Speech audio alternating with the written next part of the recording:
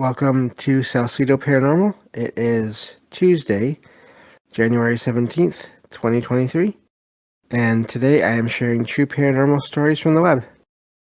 As always, you can find all the episodes of the show along with links to social media and other ways to contact me at the podcast page, and that is salcedoparanormal.podbean.com. That's SALSIDO paranormal.podbean.com. Always happy to hear from you all, whether you have comments or questions or topic suggestions or stories of paranormal experiences. Happy to either read those or have you join me on the show to talk about them. And so I have a few stories set up for tonight. We'll see how many I get through. I'm trying to make this a half-hour long show just because I would like to have it even from now on as much as possible, except for the bonus shows where we'll go as long as we want to. But yeah, so that's the plan for now. So I'm just adjusting things to get to that point, just because it'd be nice to have a regular show length to go by. So let's see here. Thank you all for being here. Whether you listen to the live stream, hello, I see you all there, or you listen to the podcast or YouTube feeds, or both, as I know some people do. I really appreciate everyone listening. I don't know why. I guess I was looking at the screen when I said that. Appreciate everyone listening, no matter where you listen, and thank you all for bringing all those numbers up so far already. Again, we've already reached 4,000 podcast downloads and 10,000 views on YouTube. So we reached that just the beginning of the year. So that is really amazing. All right, so I think with that I can get to the stories here. And the first few are pretty short, and the last couple are longer. So we'll see how many we get through today. Let's see here. Actually, they're all pretty. I forgot. There's a few in here that are good length. Anyway, we'll just go and get through what we can. This first one says, I was moving from my living room to the kitchen, and right at the doorway, I heard the sound of a loud, muffled party. It felt like if I went to the bathroom at a wedding. I could still hear a ton of people talking, but it's super muffled. I only heard that sound for a split second, and I registered what I heard when I was in the middle of my kitchen. I turned back around and tried to listen for any sound, and I couldn't hear anything. I walked around my house. I went outside to see if my neighbors were having a party. Not a single sound. What did I just witness? Because I am convinced that I walked through a portal for a split second. So that's the end of that story. Quick one, but also an amazing one. And it goes back to this whole thing with doors and the way they may gather or collect, or just the way energy may interact with them. And it does sound like it was just a really brief paranormal experience there this person had with this doorway. Maybe just that it was only going to happen at that one moment. Maybe it'll never happen there again. And they just somehow got the energy, the vibrations from a party that might have been going on there in a different time or place. But the writer only experienced that for that split second. They were right where they needed to be to intersect with that strange kind of energy or portal or vibration or whatever. That's really what it sounds like, especially if they've never had before or since anything else happened, and especially if nothing else ever happened in that house. So I find that one really amazing because that just seems like it's so random and it's a one-time thing. And so yeah, I love that story. I wonder how often that happens when people just write it off in places, and then they just don't even think about it. They think they must have been imagining things, or there's just some strange acoustics in the building, and even when there's no one else in the building or nearby.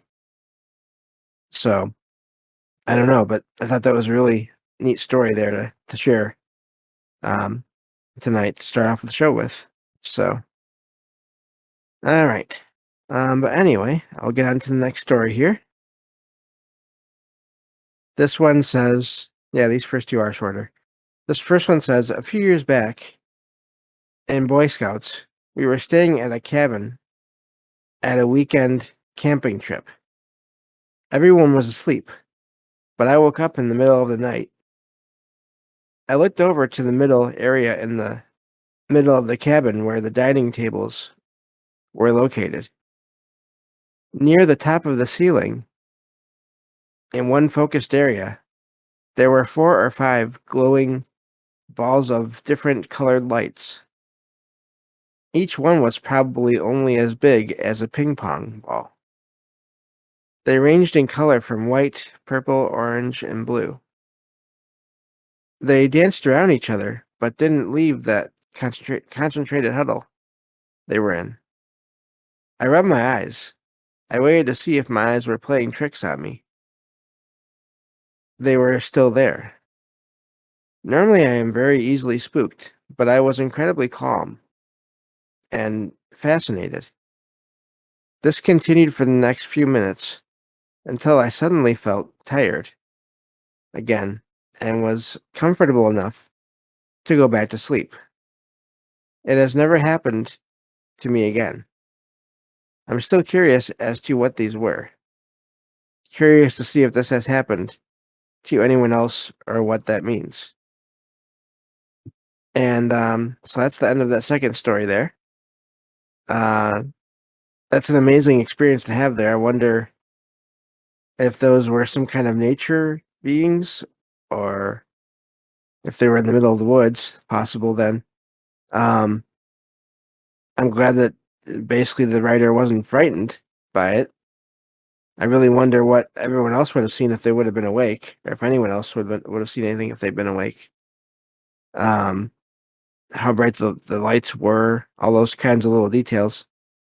But yeah, just a neat story there, and it sounds like, hopefully, seems like that there was just something going on there, and the writer woke up to it, but didn't bother them, and they didn't bother each other, so that's good. But it's just an amazing sighting there, and I do always wonder. I think when we see these lights, they can be so many things. It's always hard to tell. So who knows what he was seeing, but he was obviously seeing something. Or they were, I should say. So let's see here. Moving on to the third story here. Let's see here. Let me find it. Okay. This one says, before you try to rationalize this, you have to know, before it happened to me, I was a hardcore atheist. No paranormal BS. Everything could be explained by science, and if not, it's because our tools aren't sophisticated yet. I would be also rationalizing it and trying to explain it if it hadn't happened to me. It was such a simple thing that was so factual that there's no way I imagined it. I'm also not changing any details because I was so shocked by this that I kept replaying the event in my head over and over, telling people every single detail, every single time to not forget the way it happened. Anyway, almost 10 years ago, when I was a teenager, living with my dad, stepmom, and stepsister, I woke up on a Saturday morning. My stepmom and stepsister were gone every Saturday for my stepsister's cheerleading practice. My dad was making a traditional breakfast soup from my country of origin and woke me up to eat it. On the way from my room, I passed by the kitchen to grab an individual placemat made of plastic. I carried it with my hand vertically and put it on the table, placed my elbows on top of it.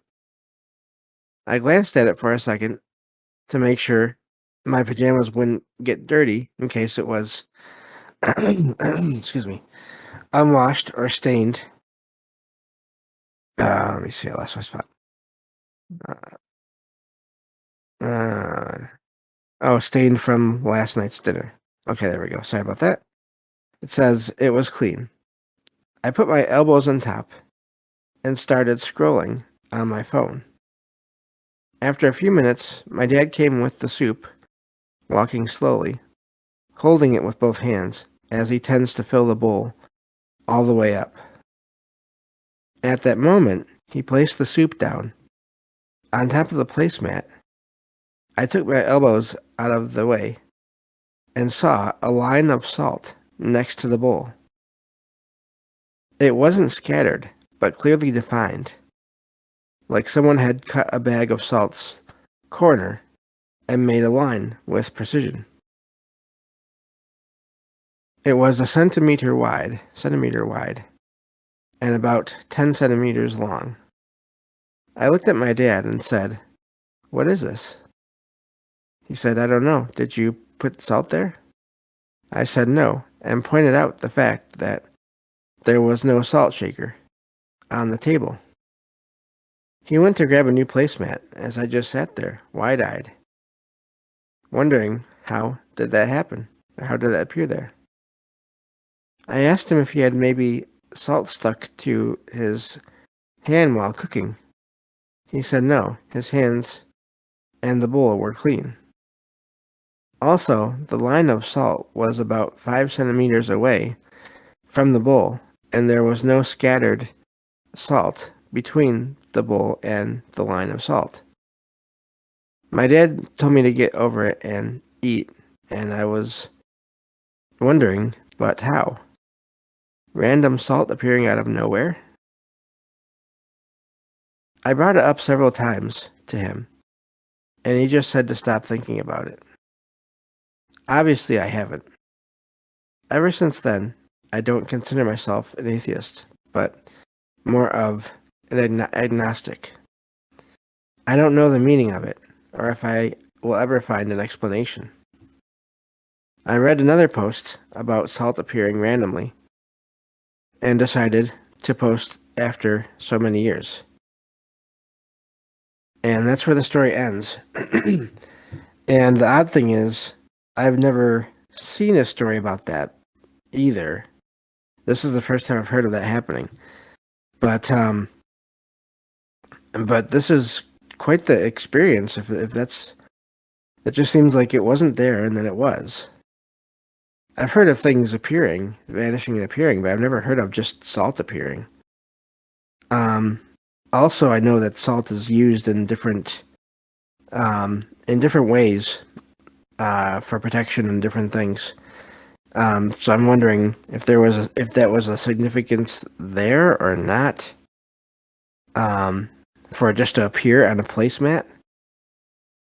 Seems like if there was nothing else there, then it would have fallen off of the placemat as the kid was carrying it.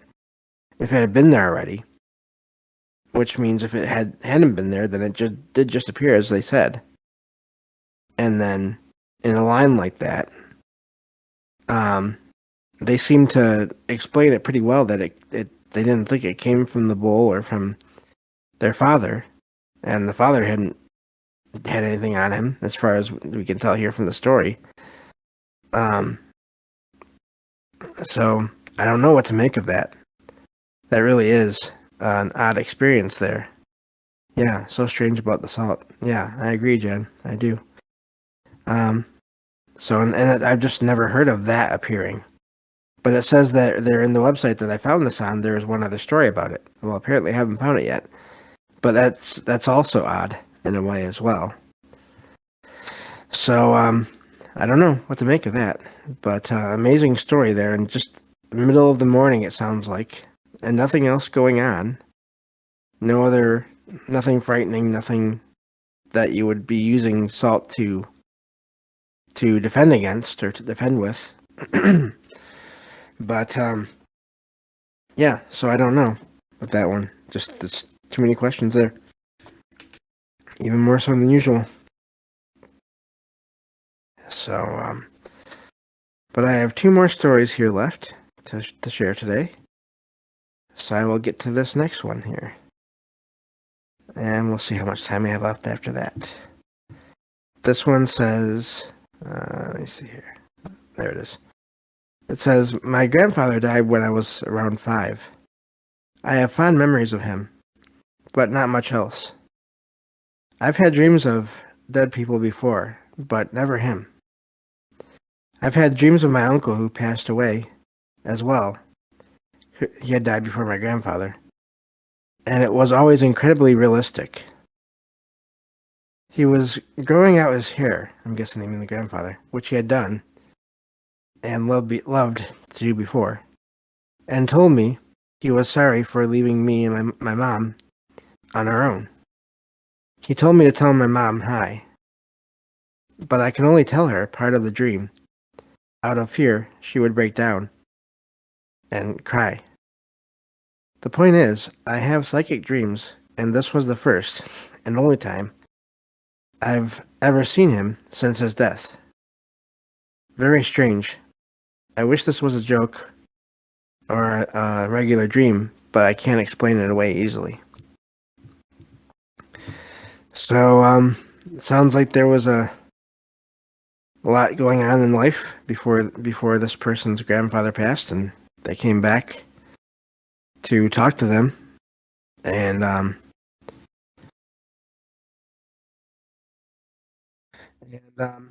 sounds like they had a message, and they got through to this person, who then said what they could to their mother about it. So, and those visitation dreams, I do believe they're real. I've had them with my grandmother and both of my grandfathers at least once. And yeah, I definitely believe they're a thing that can happen. Not to say that it happens all the time with everybody, but I think in some ways, in some cases, it does happen. Of course, it's hard to say how or why, but I definitely have had that experience before. So just thought I'd share that one tonight. And those can, a lot of times they're decent dreams, and other times if there was a more, let's say, complicated relationship, they can be complicated themselves. I'm sure, those dreams. So, but still amazing, just in the fact that you're having that kind of contact with someone else that has physically passed. So, looks like we have time for this last story here, which I'm really glad, because I found this tonight and I could not believe it. So I'm looking forward to seeing what you all think. This is apparently from some sort of paranormal investigation team leader. This one says, my team was contacted by a writer who claimed to be experiencing a haunting from one of his lead characters. The haunting was witnessed by multiple people, including his wife, children, 4 neighbors, and his mailman. The main haunting was centered around the writer, who we felt had put himself in character too much. This is a fairly common occurrence when someone is constantly working on or developing a character, be it an actor, writer, or a person who overly identifies with a fictional character. What was strange was that first the family, then friends and neighbors, and finally the postman met the character. The writer began having the experience of the character. Excuse me for a moment here. Gotta clear my throat real quick.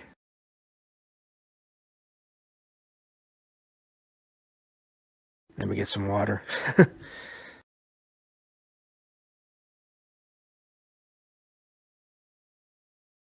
Okay, try this again here. Now I gotta see if I can find my place again. But anyway, let's see here. So let me see. The writer began having the experience of the character. Oh wait, I'm sorry. Yeah, the writer began having the experience of the character, which we will call Don, D-O-N, actually talking to him and helping him with the book. And I guess I mean they're the writer. He said that Don provided information such as looks, traits, and how he would respond in a given situation. All of that can be easily explained by the writer getting too much into the character and losing his personal perspective. Where it got strange was when the writer's wife and children began to experience Don in real life situations. The wife met Don at the grocery store when he approached her and began flirting, it says. She met him again in a coffee shop, and he bought her coffee. She told her husband about this, and of course he asked the normal questions. How old is he? What does he look like? And more along the same line.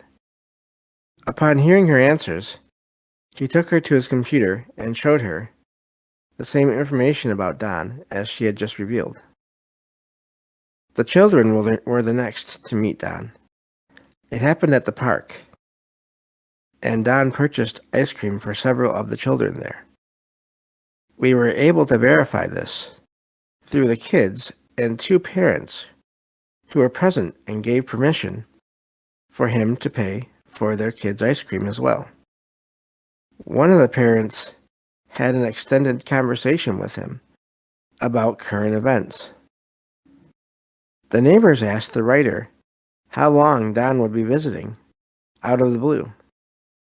Evidently, Don had met them out in their yard and accepted when they invited him over for coffee.